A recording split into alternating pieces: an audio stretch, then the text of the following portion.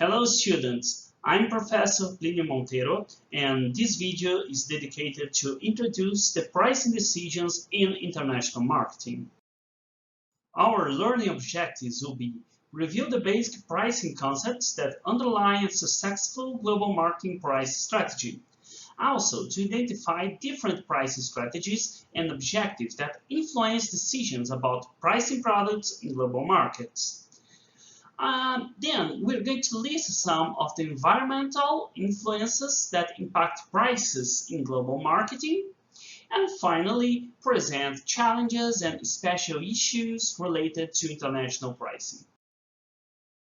We can start this lecture by presenting that price is the only marketing mix decision that will generate revenues for business. All the other decisions related to products, to marketing channels, or to promotion, usually they will be considered as investments by the company. And the only one that will bring revenues is pricing. And because of that, you need to take care and look carefully to this decision when you start thinking about your pricing decisions. And when you're trying to expand your operations abroad, usually you need to look to your global pricing decisions because they will be very important to determine the way that you're going to spread your business in different countries in the world.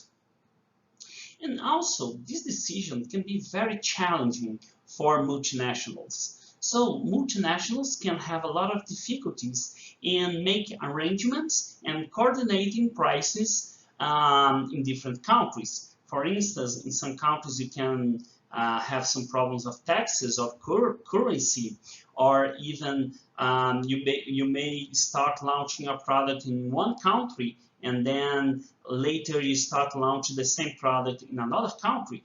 And all of these factors will bring a lot of challenges in the way that you're going to coordinate and make adjustments in your price in different countries. And to start, we need to be we need to have very clear our objectives for pricing. We may think that pricing will be always related to bring money for the business, but price can have many different meanings for the customers. For instance, it can be a symbol of status, a symbol of quality, and also price can be very important to show what will be your market share, to determine your market share and your market penetration. And because of that, you need to think about pricing as one part of your marketing strategy. In general, we may think about 5 different global pricing objectives. And the first one is the market penetration. This is the case when you're trying to use the price to increase the percentage of people that will use your product in a given market. So the idea here is to choose a price that will allow you to grow, to have a very fast growth in a given market. In the second objective, the maximize short-term profits. This is very common when you're trying to leave a market. For instance, you're trying to leave a country and reduce your investments in that country. So if you have a decision to stop your operations in the country, you can start increasing your price, and this increase will guarantee you higher profits in the short run. But of course, since you are not investing anymore in that market and you are charging more expensive prices for your products, the customers will start to become unsatisfied. And then if you do that, you can have some, in the long run, you can have a lot of damage to your brand equity and the reputation of your business. So the maximize short-term profits will usually be applicable in short-run objectives when you're trying to keep your business to increase the profit in the short run, but after that, usually you're going to leave the market or you're going to choose another strategy, for instance, launching a new product or a new business. The other objective could be maximize long-term market share. This is the case when you're trying to, you have a mature market, you don't have a lot of people, you have a lot of people that use this category of product, and then you're trying to increase your market share in the long run. Usually, your pricing strategy here will be linked to other marketing mix strategies, and usually you're going to have some, you don't need to have like low price, but sometimes it will be the case. But in that case, basically you're trying to have a price that will allow you to increase your market share in the long run. And of course, to do that, you need to work with other elements of your marketing mix. Then we have the market scheming. This is a very interesting strategy when you have a luxury product or a product, a high-tech product, or a product that a lot of people desire to have that just by the time that you launch the product. So if you have something that everyone wants, and if you have someone that are willing to pay a lot of money for it, then you can use market scheming. In that case, you're going to launch a product with a very high price. After some period of time, after people the very wealthy people will start buying your product and use them to increase the status of your product, then you're going to reduce the price. And when you reduce the price, more people will have resources to buy this product. And after some time, you make another reduction of price, and then you keep like that until you reach the people willing to pay more for your product in each stage of your product life cycle. And in the end, usually when you have your target price that will be in the end of your product life cycle, usually in that period of time, you're going to launch a new version of your product. It's very common in the tech industry, like smartphones, and especially when you think about smartphones that are really expensive and where we have a lot of people trying to buy this product it's in the beginning of the launch of this new product. And finally, you can have the product quality leadership. In that case, you're trying to use your pricing as a symbol of the quality that you are trying to deliver in the market. Sometimes this can mean that you have high-priced products. For instance, you can have a very expensive automobiles or jewelry or perfumes, and you're going to put the price as a symbol of status and a symbol of quality of your product. And in this case, the price will be one element that will sign the quality and the status of your product. And also you can use this strategy for less expensive products. For instance, suppose that you're trying to have an image of a company that sells that sell products for everyone. So then you can have a price that will be affordable, and this affordable price linked to good products, not the best ones, but good products. Then you're going to use the price just to be a symbol of the quality that you're trying to deliver. So the product quality leadership is related to your strategy that can be something like luxury, or to have average quality products that are really affordable, that are not so expensive. Let's make a detailed look at market scheming. So, as I told, market scheming will be used when you are going to have a premium price that will be reduced during the product life cycle. To do that, you need to have some status or a lot of people willing to pay more for your product because you're selling something like a luxury. And what's the problem with that? Usually, to use market scheming, you need to have high quality products, and also you need to have a lot of investments, like innovative products or new technologies. And Sometimes, if you start using this strategy in international marketing, and suppose that you launched the product in Brazil, but you launched it in Argentina 1 year ago. So probably the price in Argentina will be smaller than the price in Brazil. So what can happen is people can go to Argentina, buy the product, and come back to Brazil to sell your product. This is what we call the gray marketing, and sometimes when you're trying to use market scheming, this can bring some difficulties if you have different product life cycles in different countries in the world. And of course, if you have communications between these countries, like borders between these countries, then this can have you can increase this problem of the gray marketing. Basically, you have people smuggling the product. Also, let's look to the penetration pricing.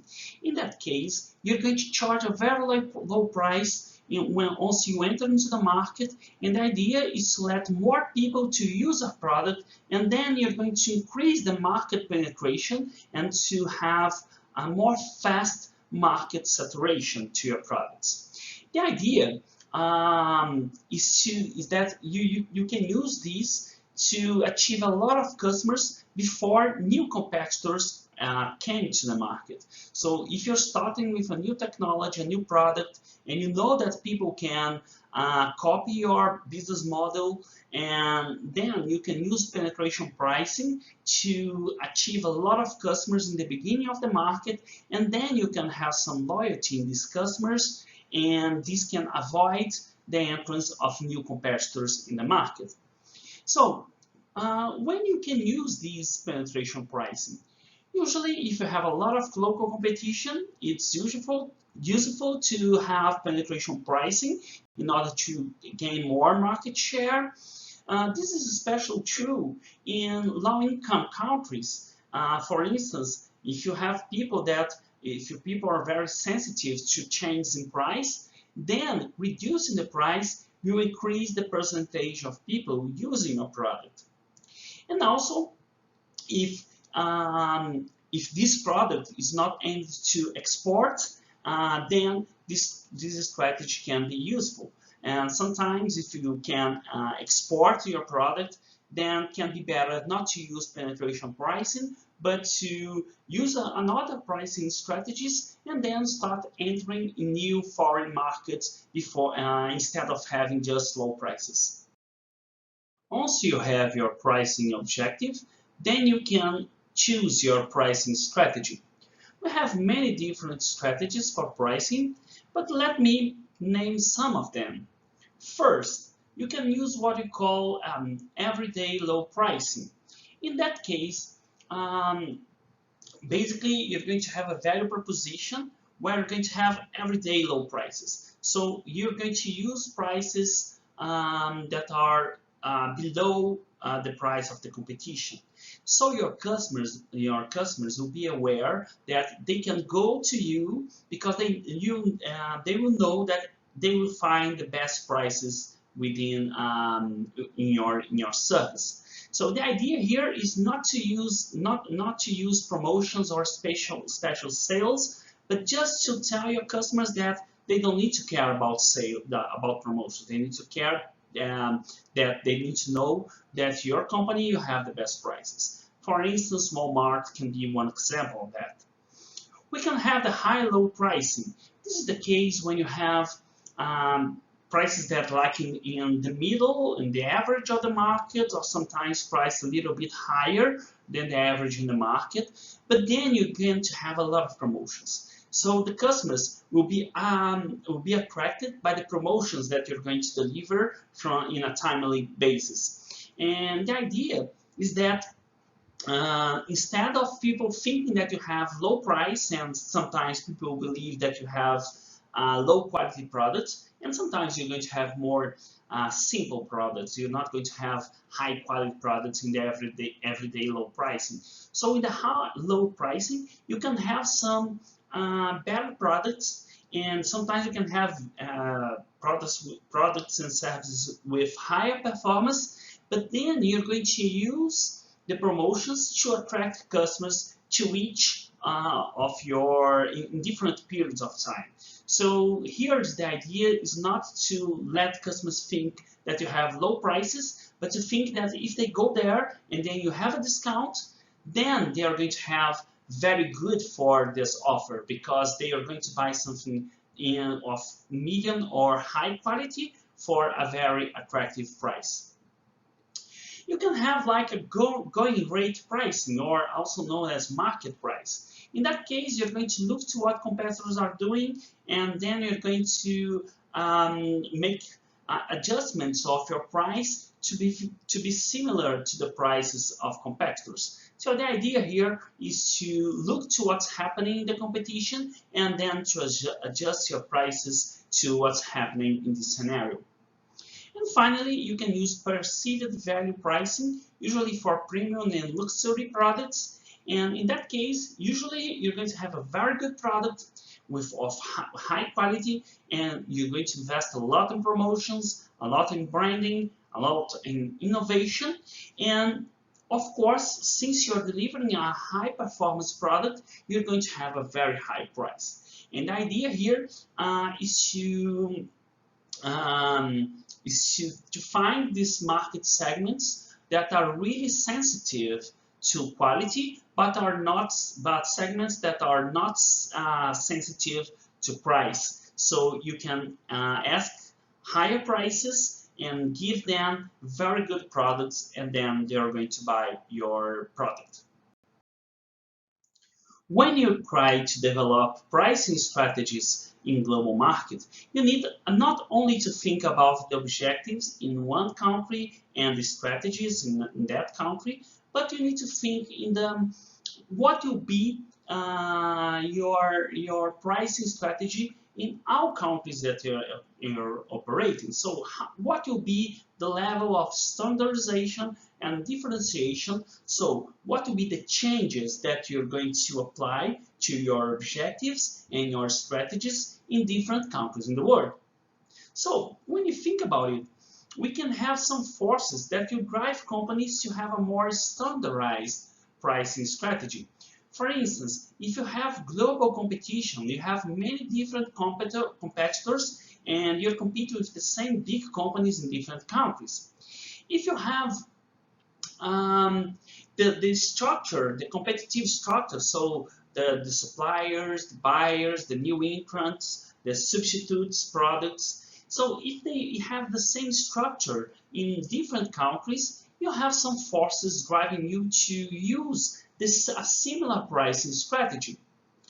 And it's very common to large retail organizations, when they go abroad, to use more standardized pricing strategies, because for them it will be more easy to deal with suppliers and the industry. And since they are basically trying to bring the same products to different regions, it will be more easy to have a more standardized pricing strategy. And when you have problems in cross borders, for instance, given government regulations, then you have more incentives to have a standardization in your pricing, because sometimes if you have different prices, you can be accused of dumping, for instance, or to applying different prices in different regions, and this can bring problems not only with government but also with customers. Finally, what will be the forces that will drive to price differentiation? So what will be the forces that will make more useful to adapt your pricing objectives and pricing strategies to each region in the world? First, if you have different average industry prices, so if the prices changes from country to country, if you're entering new segments where the prices are really different, for instance, if you have special offers that are some products that will be delivered in some countries and other products in other countries. So if you have this variation in terms of your product mix in different countries, then you have more incentives for price differentiation. If you're trying to stress the importance of your own brands, then also you have more incentives for price differentiation, especially if you have different brands to operate in different countries. If you have a lot of local competitors that are different from your global competitors, then you have more incentives, can be more useful to adjust your price to deal with each competitor in each country. And the same for the retailers. So if you have retailers in a country and they are powerful, and then you sometimes need to change your pricing strategy. Um, Also, terms and conditions. For instance, in some, depending on the tradition of each country or the legal institutions, then some terms and conditions can be applicable in each region or each country.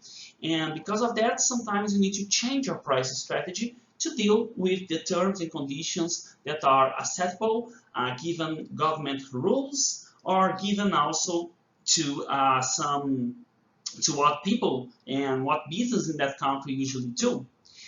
Also, if you have a lot of variation in customer preferences, so if customers are willing, let's give one example. If you have different price elasticity, and in one country, customers are very sensitive to change in price, then you can use that, for instance, to reduce your price and with that achieve more customers. And in other countries, you may have not that level of price sensitivity, and in that case, you probably are not going to use the same pricing scheme. And finally, if you are looking to different markets, and in these markets customers have different awareness about pricing, then you have more incentives to adapt your strategy. So in some countries, if they are very aware about the pricing, probably you're going to have like average or low prices. But if they are not aware, they don't care a lot about pricing, then you can have more expensive products. This video is aimed to explain the main aspects of pricing decisions, starting with the objectives and the strategies of pricing. So this is it. See you in the next video. Bye.